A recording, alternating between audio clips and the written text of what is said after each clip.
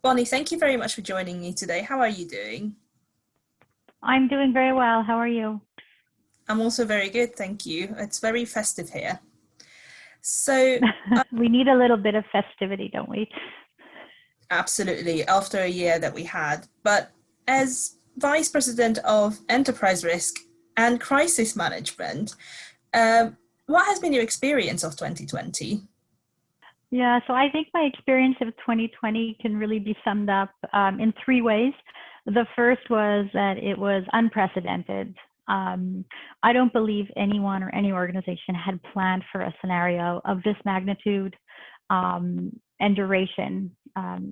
With unprecedented amount of changes and uncertainty, especially as we continue to adapt and go through this pandemic. The second area was definitely challenging.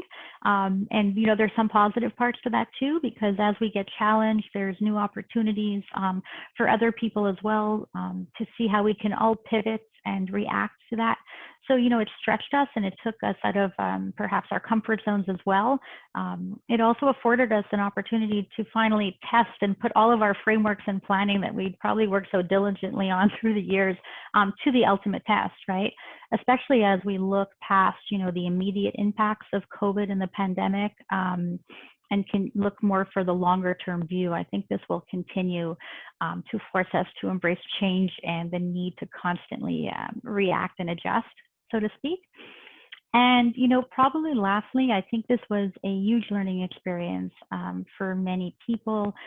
Every colleague or peer that I've spoken to, I've heard that come out from them, that it was definitely a learning experience, not just for themselves or their team, but probably for the organization. And the other word that came out a lot was exhausting when you look at everything that risk managers or crisis managers had to do. But a lot of people do see it as a growth opportunity as well. And speaking of frameworks, how did the existing frameworks fare? Yeah, so I think that, when we look at the existing frameworks that people had in place, it's really demonstrated that the basic principles of risk management and the value in them and being able to manage almost every imaginable risk coming together into the perfect storm.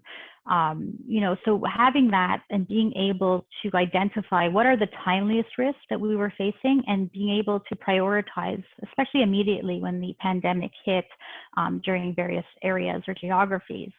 This was for all organizations. I think the organizations that had more mature frameworks in place, be they financial, so if we look at liquidity risk management frameworks, they generally felt very well across, FIs and our industry. And I think also now we really see the value in investing not just funds, but of course time and planning in non-financial risk areas, digital capabilities and collaboration tools as well. Firms and organizations that had an embedded enterprise-wide risk framework, but really a risk culture, I think we've seen that they really have had an advantage lately. And the ones who really understand what's core to their business had the edge and were able to be much more timely in terms of their responses. The ability to identify what were the key issues, because there were so many issues happening at one time, and escalate appropriately. So I think having those frameworks with an escalation process really did prove to be key. And I think lastly, also organizations that had already practiced quickly assembling diverse groups together, cross-functional teams, so that they could tackle the issues, be timely, and also be able to communicate effectively within the organization was really pivotal. Absolutely. But even in March, when a lot of the parts of the world started shutting down, risk managers have already anticipated the increase of operational risk and fraud risk. What are the other types of risks that the pandemic amplified? Yeah, there was a lot of the typical ones that people would expect to see, such as cyber, fraud was another ones, like you mentioned, operational losses. But I think some of the ones that also amplified was emerging risk. We had operations in Asia, so we were dealing with this much earlier on, and let's say early in the year. But how do organizations or teams properly identify an emerging risk? How do you define what that was? Because COVID was at one point an emerging risk for a lot of organizations, and depending on what continent you are. So, being able to go back and look, how did this differ from other pandemics we had seen, SARS or MERS at the time? And are there lessons to be taken away from there, right? Do we really have an effective emerging risk management frameworks? I think this was the ultimate test in that area.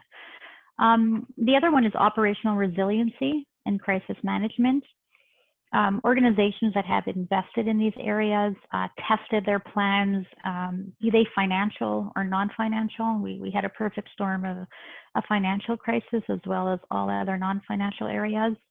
I think they were able to react quicker, especially in the immediate, and communicate quickly, whether it was with clients or their own employees and stakeholders.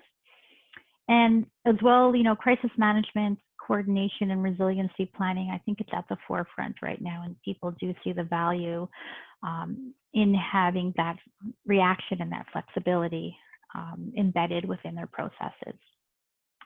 And another one that's come up, I think everyone is talking, is about wellness, employee wellness, people wellness, and also engagement. It's a continuous struggle, right? As we continue to manage this remotely, a lot of us switched over to 100% remote workforce globally, which has never really been done before. So how do you manage the blurring of personal and work lives, the boundaries between your work environment and your home environment, as we all, in our families turn to being remote, vying for that optimal spot to work out in the house. And how do you keep people continuously engaged, right?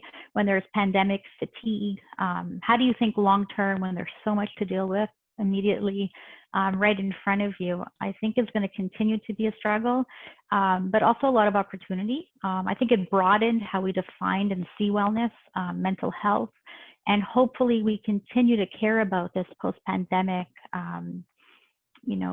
across institutions and globally.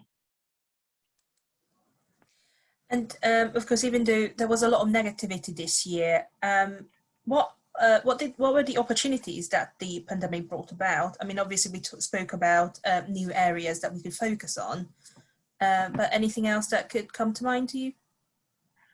Yeah, I think luckily there's a lot of opportunity, and in a way, a lot of positives, right? I think, we don't all have to focus on all the struggles, which there were, but a lot of great things came out of this too. I think it's placed health and safety, which is really atypical for our industry, in service firms or professional firms, much more common in manufacturing, oil and gas, et cetera. So health, safety and we talked about wellness of employees has really been a major focus. That's a big shift that we've seen. There's an opportunity to continue that post-pandemic. I think it's propelled really a lot of organizations to look at what does the future of work look like. Some people really enjoy working from home and see the flexibility it has brought to them. Others are probably very excited to get back to the office. So balancing that different perspective is going to be, really a challenge. But I think also how we view our offices. Are they more collaboration sites where people are really engaged to work together and have that face-to-face, personal sort of contact with people? And then, of course, there's the whole digital innovation piece and work tools. What are the work tools and digital innovations of the future so that we can collaborate across geographies with, now we're all remote working, but eventually we may have a hybrid model where we'll still have a percentage of employees home and a percentage of employees working directly from the office. So I think this can really create a lot of opportunities, longer term growth for some organizations, but also really a revamped culture for organizations and their employees as well. And I think one of the areas that, personally, I think I've benefited the most from during this pandemic was really the open way that peers and organizations shared information with each other. This wasn't a competition issue who would come out of COVID the best. I think we all recognize that when there's health safety issues, caring for our employees and their families, what they may bring back home with them, there was a collective uncertainty really across companies and across risk management, crisis groups, senior executives. How we all struggled to manage what was probably the largest crisis event in our careers. So I really hope this collegial atmosphere that has come from that continues, not just in areas, for pandemics or COVID as we continue to go through it, but other areas where an open atmosphere just really creates benefit for all, and doesn't really play into that competitive areas as some other parts of the business do. Bonnie, thank you very much for joining me today and for sharing your thoughts. Oh, thank you, Lily. I really appreciate the opportunity, and I look forward to the next Earth Minds conference, and hopefully we'll get to be together in person.